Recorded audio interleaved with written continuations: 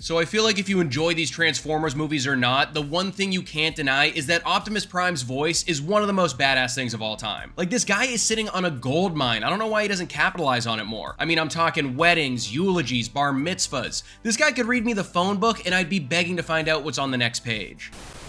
What's up, guys? I'm Sully, and today we're talking all things Transformers Rise of the Beasts. I just got out of the theater from seeing it, so I'm going to give you my quick, no-spoiler review, and I feel like this is kind of an interesting franchise, right? A lot of people like it, but I think mostly because of the nostalgia it provides from those animated TV shows when we were growing up, because some of the last movies were a little outside of Bumblebee. So let's get right into this one. The story this time around goes like this. Optimus Prime and the Autobots take on their biggest challenge yet. When a new threat capable of destroying the entire planet emerges, they must team up with a powerful faction of Transformers known as the Maximals to save Earth. So I think what I want to say right off the bat is this movie will probably go down as showing that an hour 45 is probably the best length for a Transformers movie. I mean, outside of Bumblebee, all of these movies before this one have been like 2.5 hours long for some reason. With the first 5 films of this franchise, you have Michael Bay strutting his stuff, flexing every directing muscle in his body, and treating each movie like his own personal $200 million demo reel. And for better or worse, we don't have that this time around. Stephen Caple Jr. is the man behind the camera for this entry. He's the guy that directed Creed 2, which is a movie that I liked more than this one, but he definitely still brings a little of that style to this new Transformers movie. Over the years, I think it's become pretty apparent what aspects of this franchise are staples for every movie they're going to give us.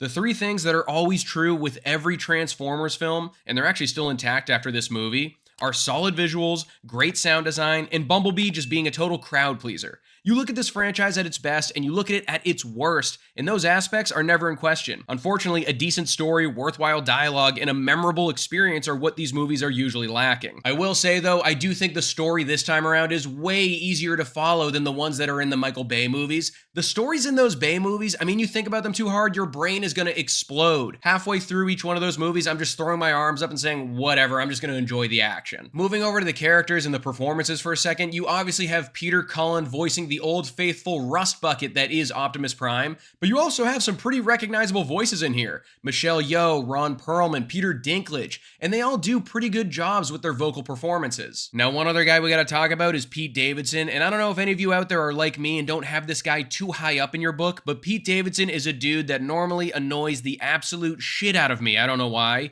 Maybe I don't give him a fair shake, but God, I am just so tired of his shtick. But I actually got to eat my hat a little bit with this one. His fast-talking, snarky attitude fits the character this time around, and I didn't hate it. And they're clearly trying to bring another lovable Autobot into the mix to share the spotlight with Bumblebee, maybe sell a few million toys, who knows. So I see what they're doing there, but for the most part, it works. And then with the human characters, you have Anthony Ramos and Dominique Fishback filling those 2 lead roles, and I feel like they do a pretty good job, all things considered, especially with what they're given. I mean, this isn't some Oscar-winning script. We weren't expecting that with a movie like this, right? And there were some surprisingly emotional beats that the audience connected with more than I was expecting, so I mean, you gotta chalk that up as a win. And I'm as surprised saying this as you probably are hearing it, but this movie might have the least overused cheesy humor out of all the main Transformer movies. I mean, we know looking back at those Michael Bay movies, that was basically a staple of those films, and a lot of the jokes that were involved in the movie, the audience I was with reacted pretty positively. Obviously, we need to talk about the action here. I mean, this is a Transformers movie, god damn it. That's what a lot of people are getting their butts in a seat for with this franchise. And I thought for the most part, it was pretty entertaining.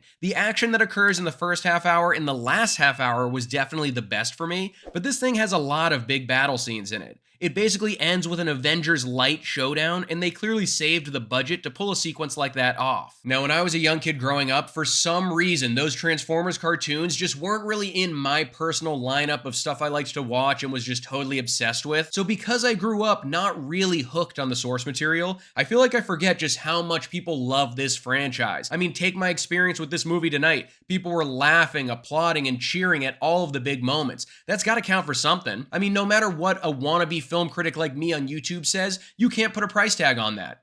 I mean, you probably can, but you know what I mean. But at the end of the day, you're going to get exactly what you expect out of this movie. Nothing's going to blow you away. The story is pretty bland. It's not a memorable experience. But if you love this franchise and you're looking for an hour 45 of mindless robot warfare, you'll probably see this as a win. I'll most likely forget the plot details of this film by tomorrow afternoon, but I had a mindless, fun time at the movies with this one, which is all you should be expecting in the first place. Transformers Rise of the Beasts gets a Sully score of 3 stars. So that's my review of the new Transformers movie. What's a franchise from our childhood you think deserves more love in the movie world? I'm going with Pokemon, but let me know in the comments below. Don't forget to like this video and subscribe to the channel if you haven't already, and I'll see you guys at the next one.